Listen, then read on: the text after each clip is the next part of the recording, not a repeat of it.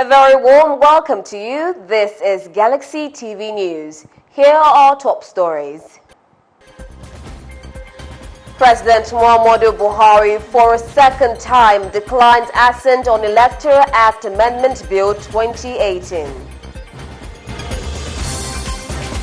Meanwhile, Benue PDP stalwarts declare Governor Samuel Ortom as the new leader of the People's Democratic Party in Benue State.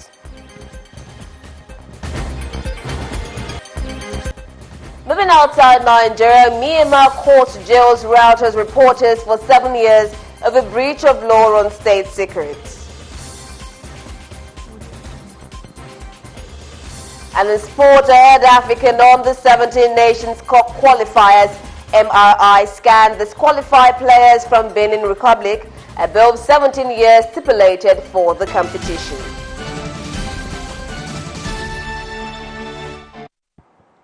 Many thanks for joining us. I am Rita Omodia.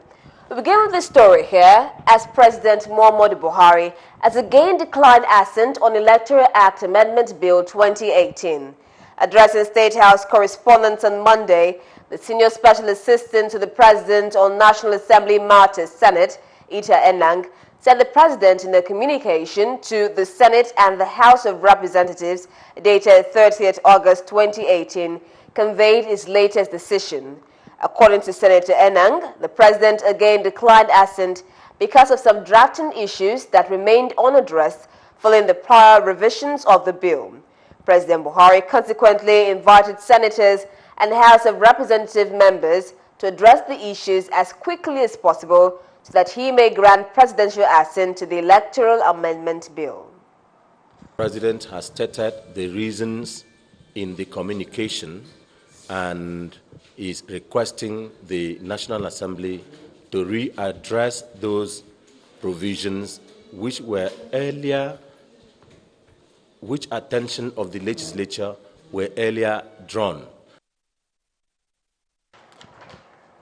Now we know the reaction.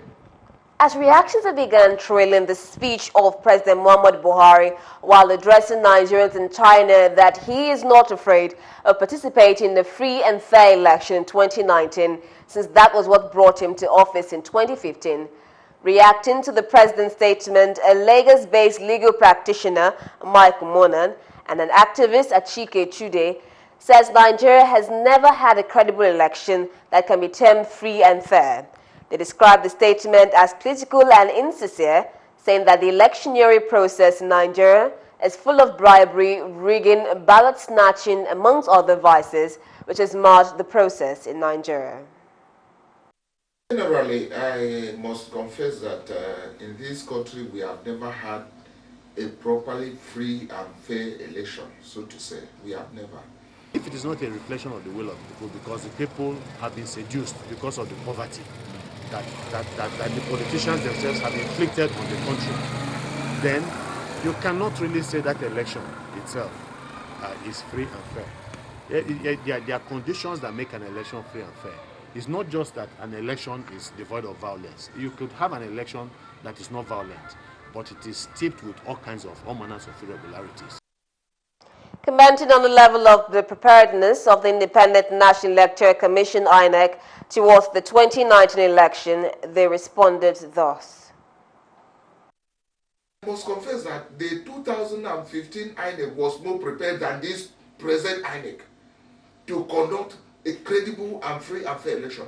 In fact, Jega tried his best to conduct free and fair election, but the politicians don't like free and fair election. That was why they caused all the chaos. But the present INEC, I can assure you, is not ready to conduct any free and fair election. It is all over. The indices are very clear. I don't have so much confidence in this INEC. Believe me seriously, because you see, from the Yaradua period, the Jonathan period, at least we all know that Yaradua admitted that there were serious flaws with the election that brought him to power. And then he tried to do some kind of reform, the wise panel and all of that. But we have seen consistently that they seem to have gotten worse in the past few years, especially under the APC administration. I don't think they have done as much as they should do to make sure that these elections are free and fair. Look at local government elections; they're about the worst now. Still on party politics, aspirants on the platform of the All Progressives Congress APC have cried out to President Muhammadu Buhari over what they tagged as outrageous cost price of nomination forms into various elective positions for the 2019 general elections. Speaking on behalf of the aggrieved aspirant, Comrade Opoku again appealed to leadership of the party not to sell forms above that of the PDP, noting that any attempt to sell the nomination form at the present proposed cost may send more people out of the party ahead of the general elections. That the party's expression of interest / nomination form of our party, the APC, for the forthcoming general elections, that the expression of interest and nomination form in the past election cost as follows: State Assembly, 550,000. Now proposed cost is 1,100,000. The aspirants also frowned at the new electoral guidelines of the party, which allows direct primary for the presidential, leaving the choice of electoral method for the states to choose. He called on leadership of the party to introduce direct primaries at all levels. We equally observe the inconsequential on the electoral guideline of our great party, a result of the 6th National Executive Committee of our party, which allowed direct primaries for the presidential election and leaving the state to choice.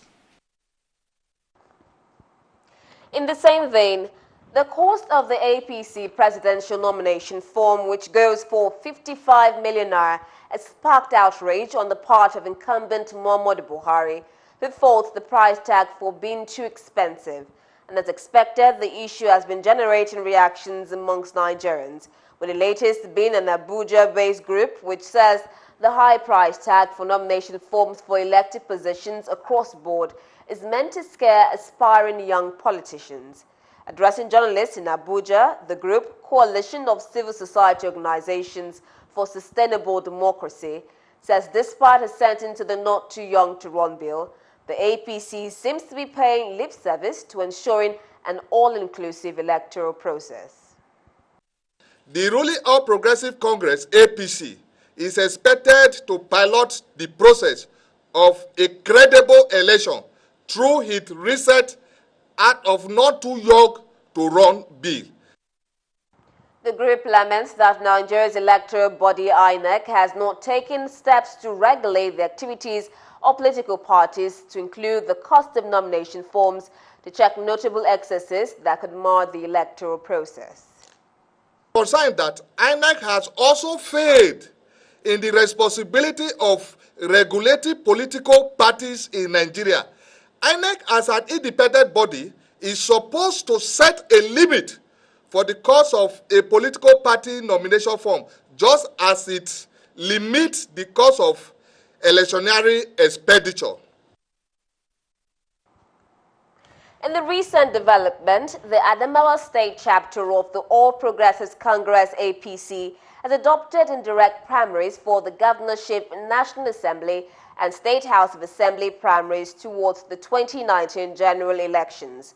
The resolution was made today at the end of the APC stakeholders meeting at the banquet hall of the Government House, Yola, and the Secretary to the Government of the Federation, Boss Mustafa, attested to this. We have the right to secure and protect Nigeria. So we should not allow people who do not have a vision and a hope for the future propel us into any destructive tendencies. Also, the Deputy Governor who stood in for the Governor and the APC Party Secretary, Theman Wafari, added that the National Working Committee of the party should have made a consultation before adopting direct primaries. Some documents confirming each member will sign, either you go for direct or indirect. But for me and my governor, two of us, we are going to sign on indirect primary. The State Executive Committee of the All Progressives Congress, Adamawa State, at its meeting on Monday, 3rd September 2018, having consulted widely to consider the best option for the conduct of the party primaries in Adamawa State, resolved to adopt the indirect primaries for the governorship, National Assembly, and State House of Assembly primaries towards the 2019 general elections. The Speaker at the Adamawa State House of Assembly, Mijinyawa Kabiru, and the Senator representing Northern Senatorial District, says APC should take caution to avoid heading into destruction. People are claiming, the chairman of APC, National APC, they are claiming that they will take this fake registration that they are doing at Adamawa State to him, and he is including it, putting it into our own register. Strong voice that you should tell him, he should keep up from Adamawa State. If not, we will deal with him. For us to have a balance, which obviously to me is either direct or indirect. It doesn't matter, whoever God has predestinated to be whatever, you can't stop that. Meeting is not a meeting that is called just for anything. Like the Constitution provides that we must be here, we are here by right, not by choice, not by any favor. So we have no dissenting voice here. Still to come, Benue PDP stalwarts declare Autumn as leader. Details of this and other stories when Galaxy News returns. Do stay tuned. Dare to be different, drink to wellness. Drink Adonko bitters, Adonko bitters. Not just any bitters, but Adonko bitters. Drink Adonko bitters. I say Adonko bitters. The bitters with the mandate to promote well-being. Adonko alcoholic bitters made from herbal extracts for well-being. Drink responsibly. Here's to the dreamers, the doers, the ones who feel everything but fear nothing. To those who stride with courage in their hearts and victory in their souls. Here's to you. Here's to progress. Your progress. Keep walking.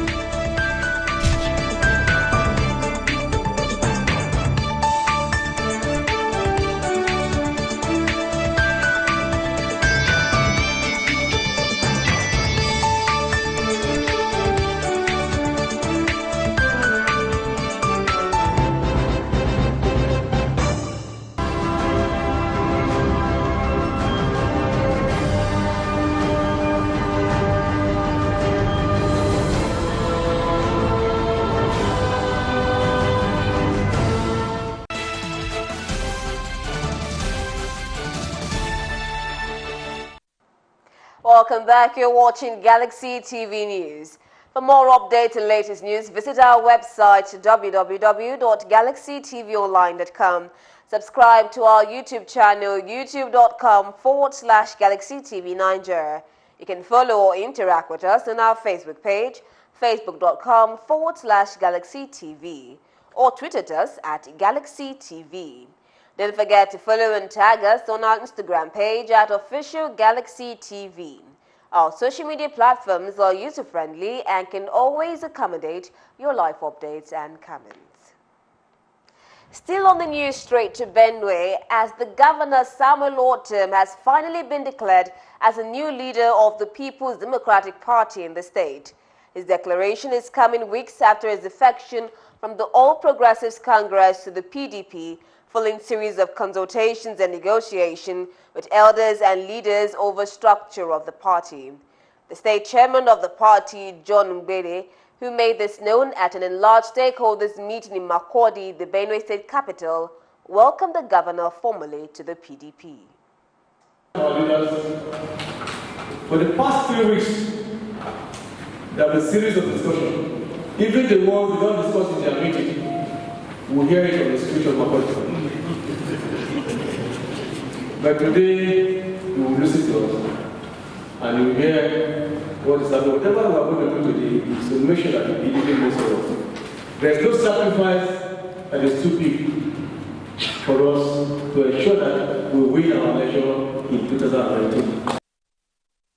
Also affirming this new position, former President of the Senate and leader in Zone C of the state, Senator David Mark, says mild changes have taken place in the structure of the leadership in the state in the interest of the party ahead 2019 general elections.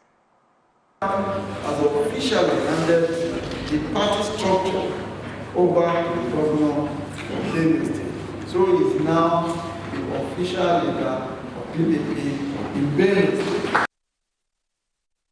Governor Samuel Ortom, who expressed satisfaction as the new leader of the party, thanked elders and leaders as well as members of the party for their support. He appealed to everyone to join hands with him to forge ahead. Meanwhile, the former state governor, Gabriel Swan, told the people that a 9-member committee has been inaugurated to help carry out the restructuring of the party. For the wisdom that they brought to bear to see us to where we are at this stage. It has not been easy. Several meetings were held in Abuja and others here. And since yesterday, I've been meeting and so on.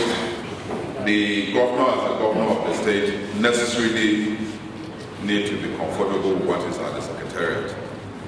And the secretariat, as it is currently operated, was constituted when he was on the other side.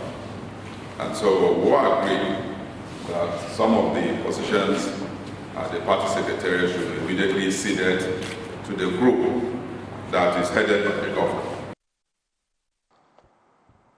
Away from Benue to Akwa Ibom State, the Independent National Electoral Commission says the commission has issued out 35,734 out of 127,196 PVCs, which is 28% of the sum total. In an interview with Galaxy News Uyo, the Commission's Administration Secretary, Lebari Sam, blamed the low turnout of PVC collection on the lukewarm attitudes of Nigerians towards active political participation. Continuous. It is ongoing. It will continue to be ongoing until 2 weeks to election. So, if you have not collected your PVC, walk into the nearest INEC office in your local government and collect it. Sam maintained that the Commission is ready to conduct a free and fair 2019 elections in the state and urged residents to come for collection of their PVCs in various INEC designated centers across the state. To capture those who, for one reason or the other, were not captured in 2011, 2015, and 2016, where they had off-season elections. Only those who were not captured for one reason or the other. It is not a new registration. Still in the build-up to the 2019 elections, women in Nigeria have been admonished on the need to play an active role in rebuilding the nation by training the youths to be upright and diligent. Speaker after speaker at a forum held in Lagos, they charged women to use their God-given talent of building a good home to transform the nation through proper orientation to the youths in the society. According to them, for a nation to have a great future, the need to entrench good education on the youths should be a collective responsibility of everyone. They, however, stressed the need to empower women on how to build a successful home and raise good and patriotic youths. Most at all. Our fathers, we thank God for them. Providers, they are all out to look for what we are going to do. The main people, that's why they call them women. In Yoruba, they call them Yaile, that is the one at home. So the work of raising the children, because when you train a woman, the women are the ones that does more of the training for children. And when you raise godly children, we have a God-fearing nation, and a fearful nation, a nation that will progress, a nation that will prosper, a nation that will be stable, and a nation that will have peace. So that's what we need more in Nigeria. You empower a woman, you empower a nation. The woman holds a very vital and a very important role in the nation, in the society at large. We say that women are the home builders, we build the home. And what makes the nation, what makes the country, what makes the city is a home. And where the home is not in good shape, when the woman is not in good shape, the home is not in good shape, the nation is not in good shape, the state is not in good shape, the country, the world at large is not in good shape. So the strength in there, like I said, the vision is there. Things God has given to us, they're in there. But we are not given that room. If you realize that in the things where we have more of men, there's a way they push women aside, telling us that they have it, they know what they are doing. But we have some virtues in us, and they are not allowing us to explain. Now, in this bid now to strengthen military ties, addressing journalists, South African Chief of Army Staff Lieutenant General Lindile Yam said the two countries have a lot to learn from each other in the area of military stability, trainings, and how they can handle technical intelligence and information of both countries. He also said the countries have the motive as they both seek to play a role in ensuring peace across Africa. Real-time intelligence for quick solutions on things. That we may look into all the other future engagements that might look into the development of the two militaries. We believe that if a countries are to be strong, their militaries should talk to each other. They should train with each other. Chief of Army Staff Lieutenant General Tukur Buratai said both countries have enjoyed long-lasting relationship in defense with the cognate experience in training exercises such as Exercise Airborne Africa and Exercise Amani Africa. He maintained that such collaboration will continue so as to strengthen them for future defense of the African continent. And other international organizations which we participated, Exercise Amani Africa is one of them, Airborne Africa is another, and we will continue to participate in these friendly exercises for us to interact and make our militaries, our armies understand each other so that they can address our contemporary African issues professionally together. While strengthening military ties, the 115 Special Operation Group of Nigerian Air Force NAF has held its 2018 third quarter route march exercise for Personnel 7 in Port Harcourt, Rivers State.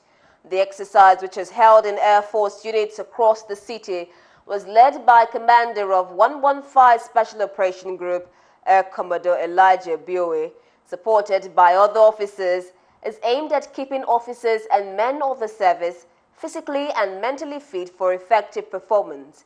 Speaking at the end of the exercise, the commander commended personnel for demonstrating high level of physical fitness, stating that officers and men of the Nigerian Air Force have proved beyond reasonable doubt that they are willing, able, and ready to serve the nation and defend its territorial integrity. And I would like to also state that before we started, there was blood pressure check, and the checks revealed that all of you that participated were within limits. All these exercises are designed to make sure that you are healthy and to make sure that you are fit to discharge your duties as professional airmen.